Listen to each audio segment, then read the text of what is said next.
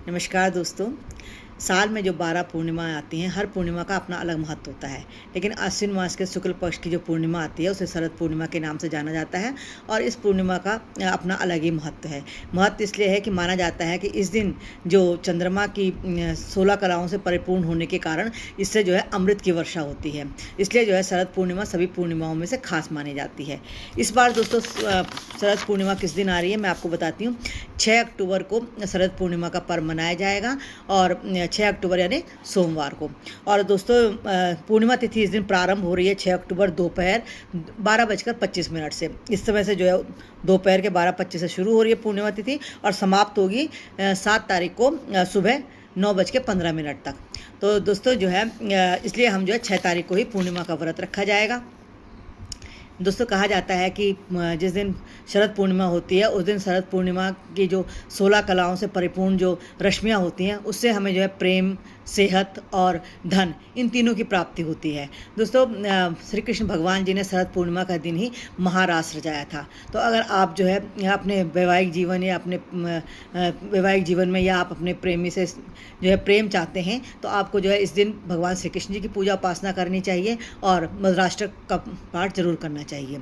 इससे जो है हमें प्रेम की प्राप्ति होती है। अगर आप धन की प्राप्ति चाहते हैं तो इस दिन आपको महालक्ष्मी जी की पूजा उपासना करनी चाहिए और महालक्ष्मी जी की पूजा उपासना करते समय जो है आप कनकधारा स्तुति का पाठ करिएगा। अगर नहीं कर सकते हैं तो ओम लक्ष्मी नारायणाय नमः इस मंत्र का जप कर सकते हैं। तो इससे आपको धन की प्राप्ति होगी। और सेहत की प्राप्ति के लिए दोस्तों आपको जो है चंद्रमा की पूजा उपासना करनी है और मंत्र है ओम सोम सोमाय नमः। और इस चंद्रमा जी के मंत्र को आप कब पढ़ेंगे? अपनी बालकनी या छत में जब आप रात को जो है खीर बना कर रख देंगे। गाय के दूध अगर आपको मिल जाता है तो उसकी खीर बनाइए। चावल की खीर बनानी है, किसी और चीज़ की नहीं। उसमें थोड़ा सा घृत डालिए और शाम को बनाकर रात को जो है 11 बजे के करीब जब चंद्रमा आपके जो है पूरे उसमें हो तो ढक दीजिएगा।